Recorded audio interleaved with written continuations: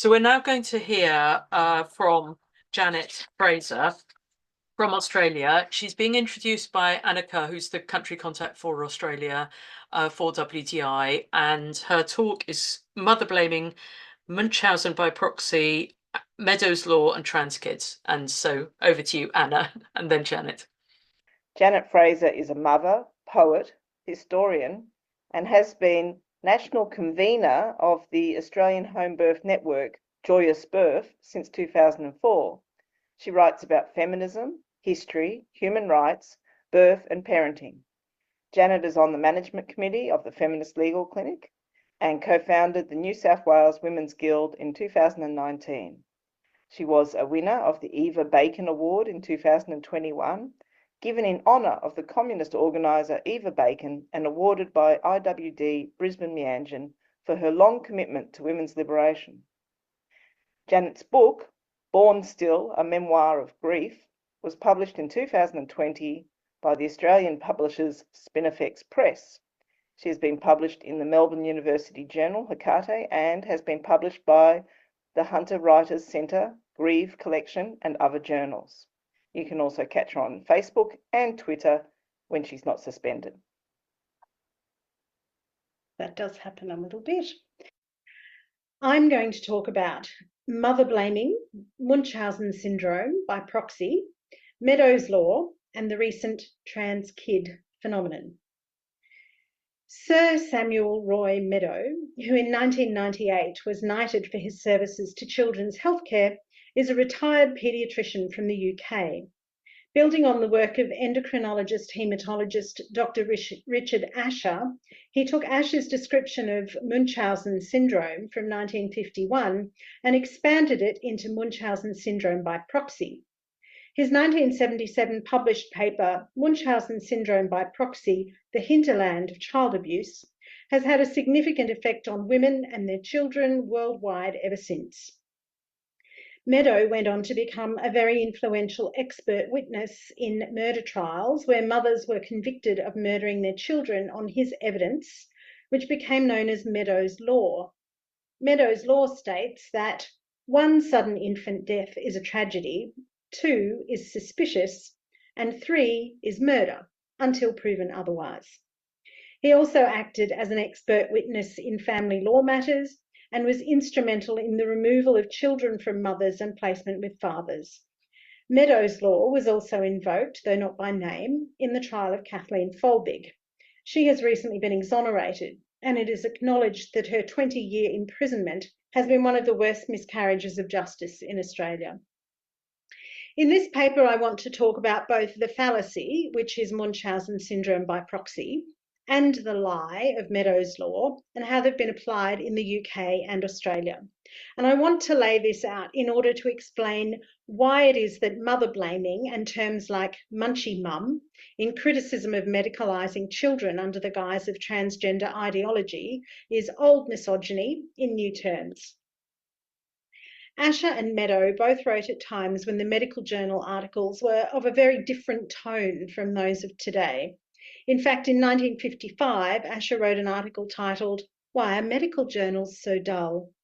His 1951 case histories of 2 women and 1 man are replete with asides, humorous in-jokes for doctors, and even the heads up that the anonymising might give clues to the patient's identities if the doctor's reading have encountered them. Asher's opinion of these people was that in order to gain attention or feel special, some individuals fabricate serious illnesses and repeatedly seek medical help. Baron Munchausen is a fictional German character. You may have seen the Terry Jones movie, which shows a number of the Baron's more famous escapades, such as being fired out of a cannon during the Turkish siege of Vienna. Asher felt that what he saw on the mental observation ward at the Central Middlesex Hospital involved fantastical stories by patients, hence the name Munchausen syndrome. Meadow took these observations and applied them to mothers who, in his view, were abusing their children by faking serious illnesses, leading to a lot of invasive testing, treatment, and hospitalisation for mystery illnesses. Meadow wrote a case study of 2 mothers whose children were admitted with significant but undiagnosed illnesses. This diagnosis of Munchausen syndrome by proxy, however, is not focused on the children, but on the doctor's suspicions of the mother's behaviours and motivations. The second case study he presented, for instance, alleged that a mother was somehow feeding her child extraordinary amounts of salt, leading to hypertrinemia, excessive amounts of salt in the blood. To test his theory, he force-fed the unwilling child 20 grams of salt, which did not raise his sodium levels to the levels seen via testing. Although Meadows said he did not know, therefore, how the mother was introducing salt to the child, he was convinced that she was somehow poisoning him. Sadly, the child later died. More recently, physicians reading this case study have raised the possibility that the child was actually suffering from diabetes insipidus, which is where the body loses too much fluid through urination, causing a significant risk of dangerous dehydration and a range of other conditions, including concentrating sodium in the body. While first noted in 1794, it is a rare condition affecting around 1 in 25,000 people, and some doctors may never see a case. Easier then to blame the child's mother. The supposed symptoms of Munchausen syndrome by proxy are nebulous and frequently involve doctors and other health professionals making value judgments about mothers.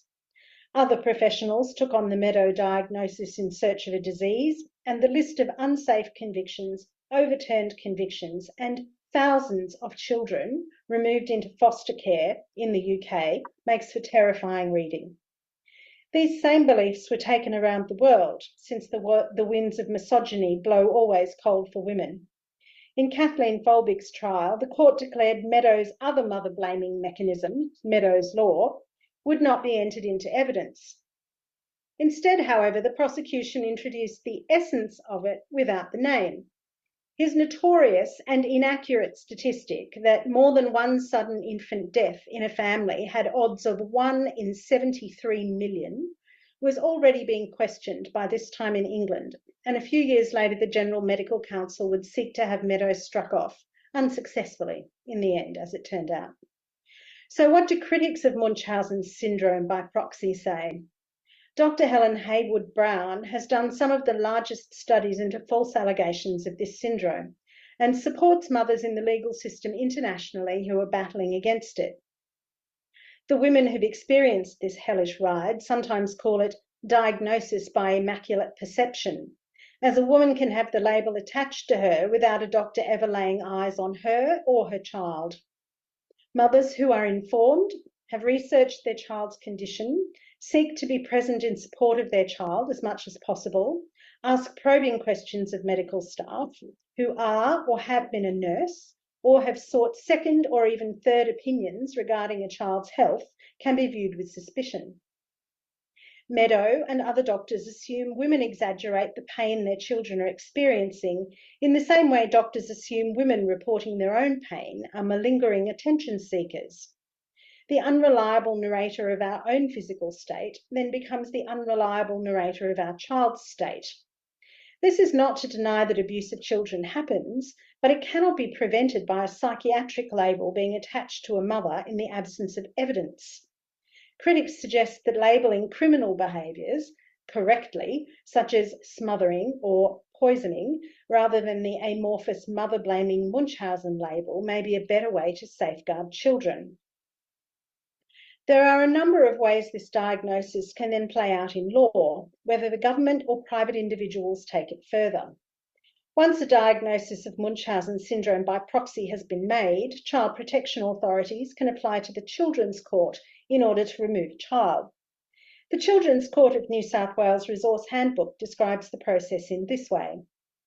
Care proceedings involve discrete, meaning confined, distinct and specialised principles, practices and procedures which have regard to the fundamental purpose, namely the safety, welfare and well-being of children in need of care and protection. The rules of evidence do not apply. Ding, red flag. The proceedings are non-adversarial and they are required to be conducted with as little formality and legal technicality and form as the circumstances permit. In practice then, This means having a secret hearing among professionals who do not have to live up to the rigours of evidence law and who can, as formally as they choose, remove a child without needing to refer to the parents ever again. In family law, which is also governed by secrecy in courts internationally, Meadows law and Munchausen syndrome by proxy have been and are used to remove children, some with complex medical needs, from caring mothers. There is no oversight and little possible redress for decisions in family law. Women cannot speak up publicly without risking contempt of court, and these decisions go unnoticed and unmentioned most of the time. Those women whose children have been removed by the state because they won't medicalise them have had this process used against them. Aboriginal and Torres Strait Islander women know only too well the agony this process causes. In 2022, ABC's Background Briefing covered the stories of two women who experienced accusations of Munchausen syndrome by proxy some years prior. One woman, known as Alison, not her real name, was airlifted with her son to a major Sydney hospital, owing to life-threatening but unclear disease affecting him. She was later escorted from the hospital. The interview continues. Police went to court to get an AVO to protect her kids, not just the unwell son. Then in June 2017, almost 3 years after the helicopter to Westmead, things got even worse. Police arrested and charged her with a crime, alleging she'd threatened her son's life by poisoning him. If found guilty, she faced up to 10 years in jail. Another woman whose baby was in the same hospital had a similar experience. She was escorted from the hospital and her 9-month-old baby made a ward of the state. Because the woman's husband told police and child protection he did not think his wife was harming their baby, he was considered to be colluding with her and thus also an unfit parent. He was, however, allowed to keep their other children, which makes no sense if authorities truly believe him to also be dangerous. This was all decided by doctors at 2 hospitals without interviewing either parent. The baby was grown up to be 16 years old at the time of the Background Briefing episode. Both these mothers were eventually found not guilty in court, but the harm to them, their families, and their children is incalculable.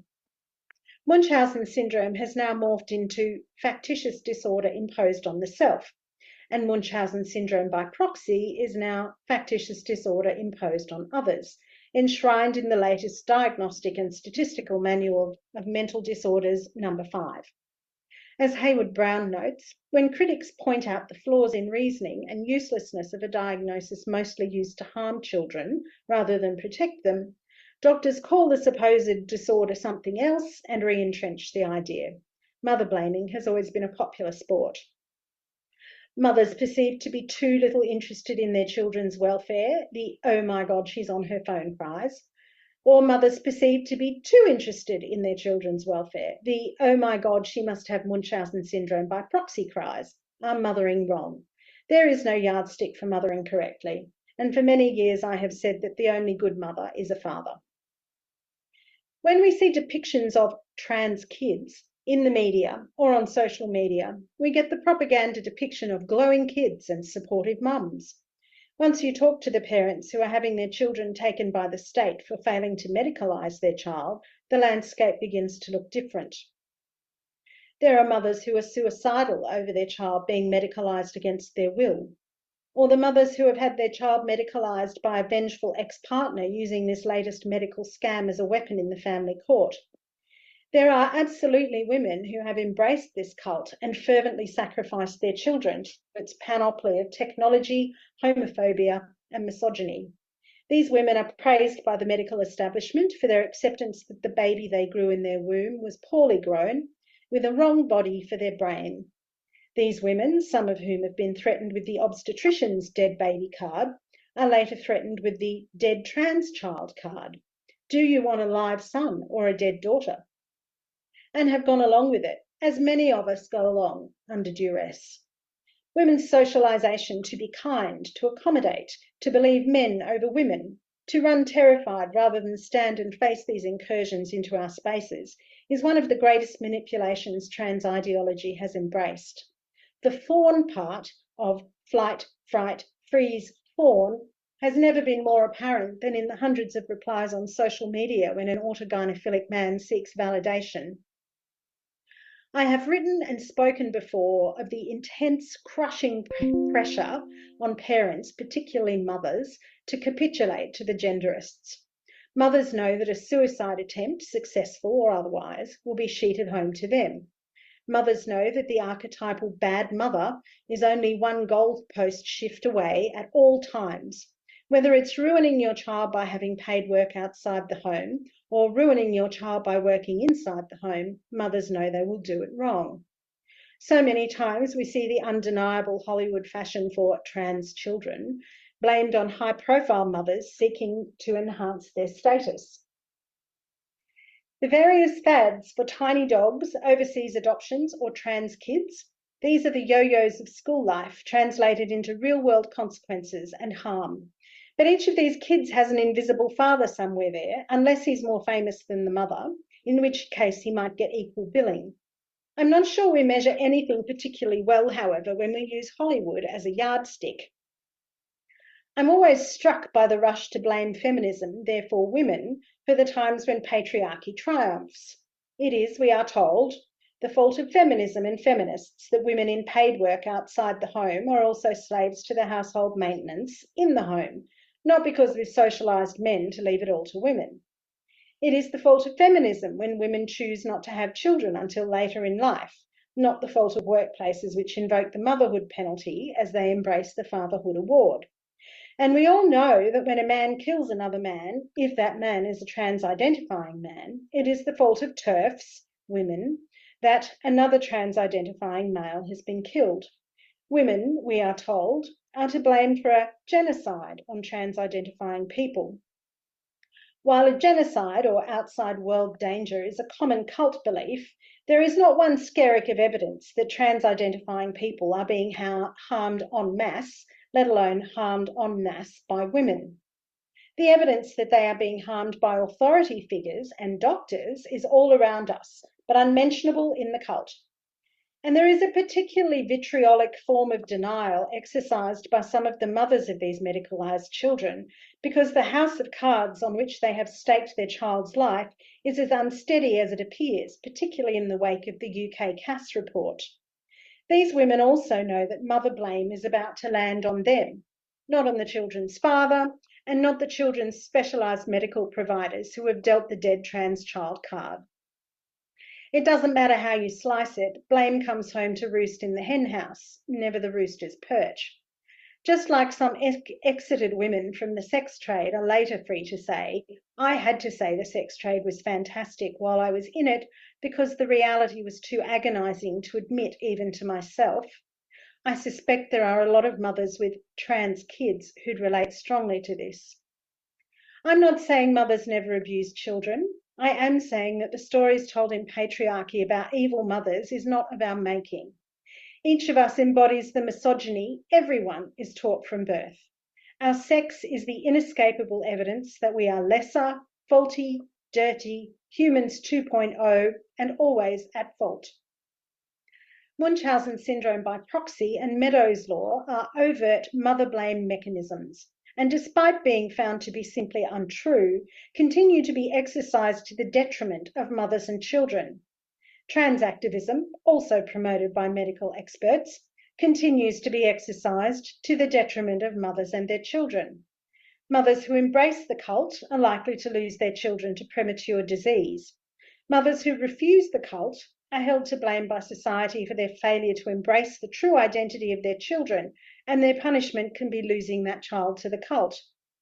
We must, as a society, take mature measure of how these billionaire-led luxury beliefs have overtaken our institutions and harmed the vulnerable. But I will not stand by and see it sheeted home to feminists, to mothers, to women, as if patriarchy, fathers and men were gossiping over the back fence while we did our malicious worst. Thank you.